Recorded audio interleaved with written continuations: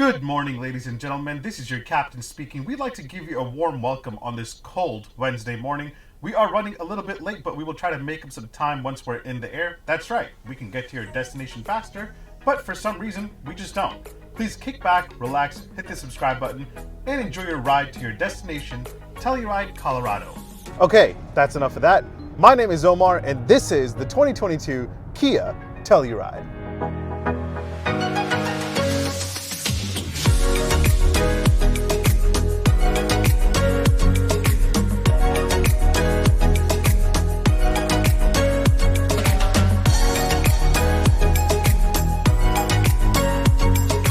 Honestly, that's really the only time I would ever use the passenger talk function because the third row passengers aren't really that far away.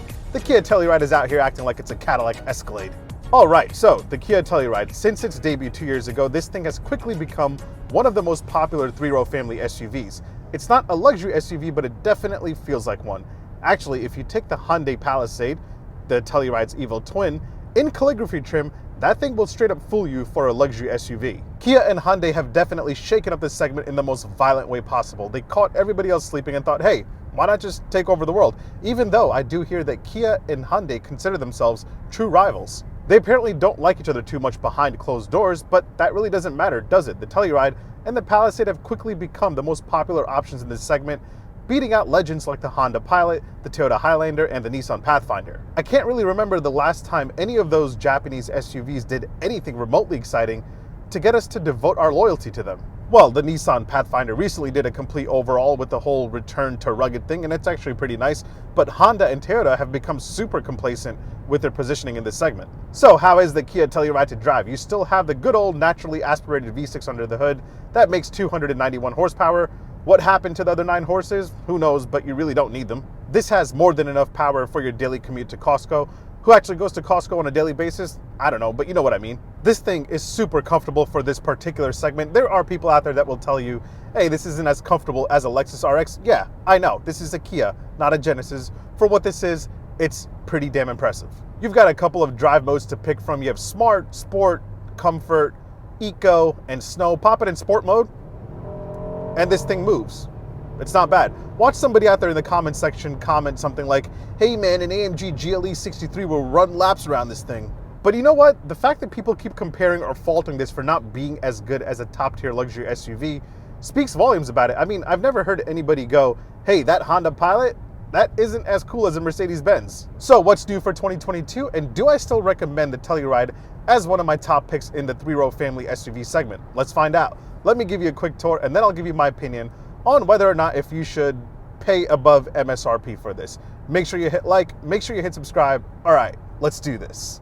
All right, so let's kick it off by taking a look at what's new for 2022 for the Kia Telluride, and let's take a look at some of the cool and interesting things that you should know. So the Kia Telluride has been around for 2 years, and I've tested it a few times here and there, but let's check out what's new for 2022. First, you have the new Kia logo. It definitely looks way more premium than the outgoing logo. You have one here on the front, and you also have one here right on the back. There's also a slight redesign to the grille, but you probably can't tell. I mean, I really can't tell. Once you hop inside, you have a new 10.25-inch touchscreen display, which is standard now across the lineup. The 8-inch base option is gone. It has standard navigation, wired Apple CarPlay, and Android Auto across the lineup, so that's pretty nice. Overall, it's definitely nicer and sharper, but it does have a pretty big bezel around it, which I'm not a fan of. I wish they went all out like they did on the new Carnival and the new Sorento, which has a larger display and a full digital instrument cluster, which you don't have here on the Telluride. Also new for 2022 is the navigation-based smart cruise control, which is now standard on all trims. The system will automatically adjust your set speed based on speed limit information. It will also automatically adjust your set speed if there is a curve or bend coming up on the road ahead. All this is done by taking data into consideration provided by the navigation system. Of course, since this is a three-row family SUV, we have to check out the second and third row legroom. Hop in the second row, and you're working with a total of 42.4 inches of legroom. I'm about 6 foot tall. That is my seating position. As you can see, I have plenty of room. This is one of the most spacious second rows in this segment. And like most second rows in this segment, you can slide it forward and back depending on whether or not if you want to share some more space for the third row passengers. And you have a hook here where you can hang your handbag. That's pretty clever. And depending on the trim you go for, you can get second row captain chairs, and the EX trim and above will also give you hater shades so you can block people from checking you out in your Telluride. Now, getting in the third row is very simple. You have a one-touch operation. You just push this button right here, and the second row will slide forward, making way for you to get into the third row. And of course, we gotta hop in. Once you get back here, which should be pretty simple, maybe not for somebody my height, but you have a total of 31.4 inches of legroom back here. Again, it's one of the most spacious third rows in this segment. You have a lot of legroom back here. This seat is a little bit forward. This one is all the way back. You can see you still have a lot of room. And if someone just leaves you hanging in the third row without letting you out, you can just hit this button right here and let yourself out. Now, most SUVs have the whole kick to open tailgate. Kia and the Hyundai group in general have something a little bit different. You have the smart power liftgate. As long as your keys are in close proximity of the tailgate, it will pop open automatically. So yeah, you can use a smart liftgate, or you can just use a button located right here under the Kia logo. And once you get it open, you have 21 cubic feet behind the third row, 46 cubic feet with the third row folded behind the second row. And with all the rows folded, you're looking at 87 cubic feet. So it is pretty spacious. Now, folding the third row is pretty simple. You just got to pull these ropes right here and it will just go down. Folding the second row, you have dedicated buttons right here. So you can push these two buttons and the second row will fold down as well. All right, let's keep it going with a quick rapid fire session covering some other interesting features on the 2022 Telluride. You have passenger talk, so you can yell at your passengers in the third row because, otherwise they won't be able to hear you. This car is so big. Now, if you want to be nice and let them rest, you can activate quiet mode and all the sound will be moved to the front so your rear passengers can get some rest. And of course, just like every other Kia, Hyundai, and Genesis, you have sounds of nature to help you relax.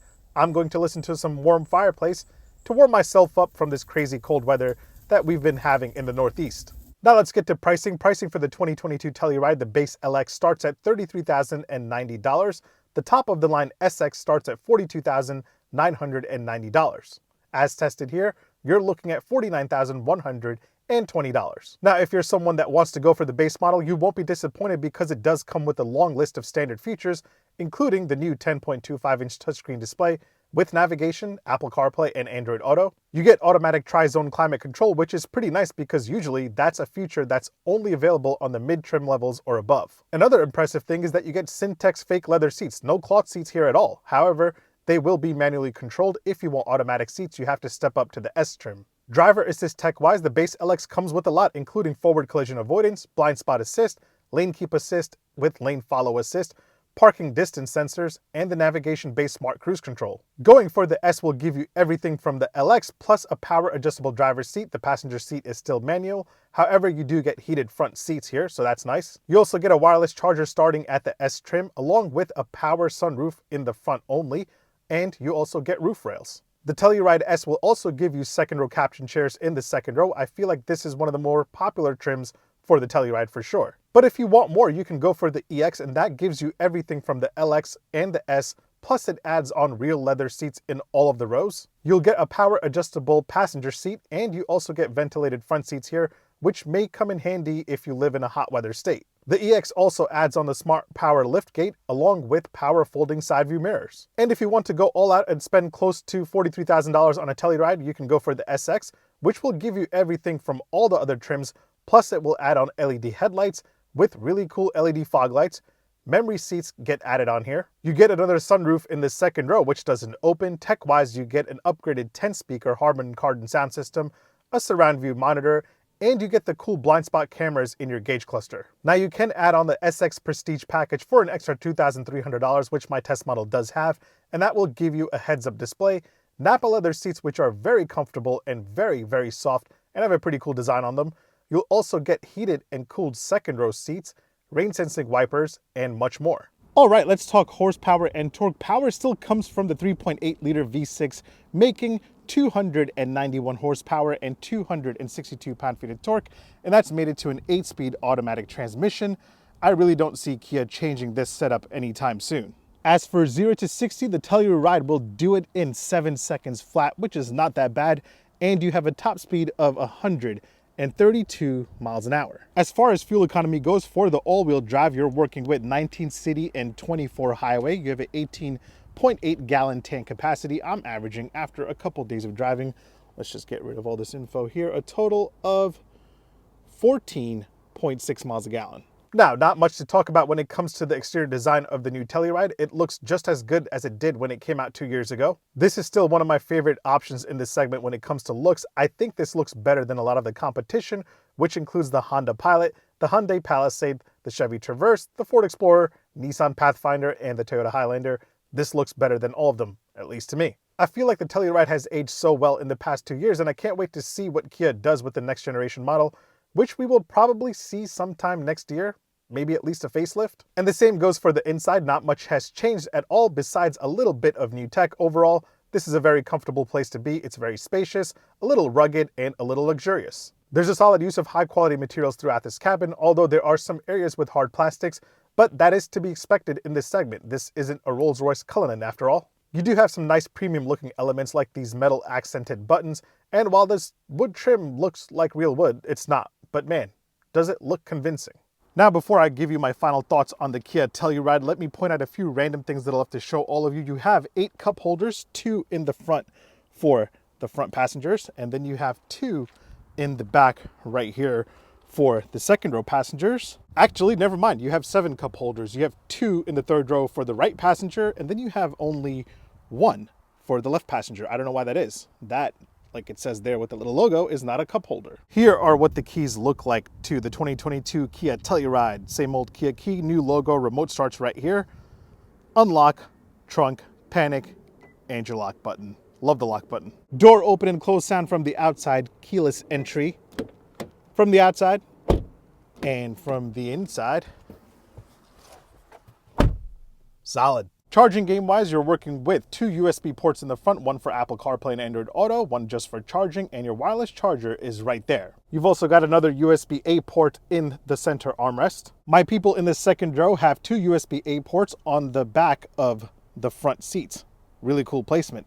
They also have a household outlet right down there. And those in the third row get a USB-A port on each side. There are no USB-C ports in the Telluride for 2022, hopefully next year. And of course, it's time for an indicator and horn sound test here with the 2022 Kia Telluride. Indicator first. Same old Hyundai Kia Genesis indicator. Now for the horn sound. Pretty solid indeed. And now that I've given you a tour of the Telluride, let me give you my opinion on whether or not if you should buy this over the competition. All right, let's get to it. So yeah, 2.5 years later, the Kia Telluride is still killing it, and it's still one of my top picks in this segment. I also have a lot of love for the Hyundai Palisade, its sibling, and the Mazda CX-9, which I actually think is a little bit better looking than the Telluride. That's just my opinion. Now, some things that I would personally like to see from the next Telluride include a bigger center display, at least without the bezels, a digital instrument cluster, some ambient lighting would be nice, USB-C ports. We're still working with USB-A ports in 2022. Maybe a high-end luxury trim, because that's a cool thing to do nowadays. And Smart Park. Kia doesn't really have Smart Park. I would like to see Smart Park in here, not to actually use it, but as a cool party trick to show off to people that spend money on a luxury SUV. For the price tag, all the standard equipment that I just gave you a tour of, the comfort, the rugged good looks, the Kia Telluride is still unbeatable. And I think Kia and Hyundai will continue to lead in this segment until the Honda Pilot and the Toyota Highlander get an aggressive upgrade.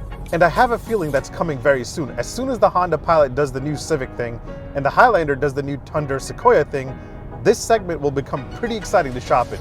Either way, thanks for watching. Make sure you hit like, make sure you hit subscribe, make sure you follow me on Instagram and on TikTok. My handle is @OmarDrives. I'll catch you guys on the next one. Take care. Peace. And for those of you out there that are like, I will only buy American, this is designed in California, made in Georgia, and named after a town in Colorado.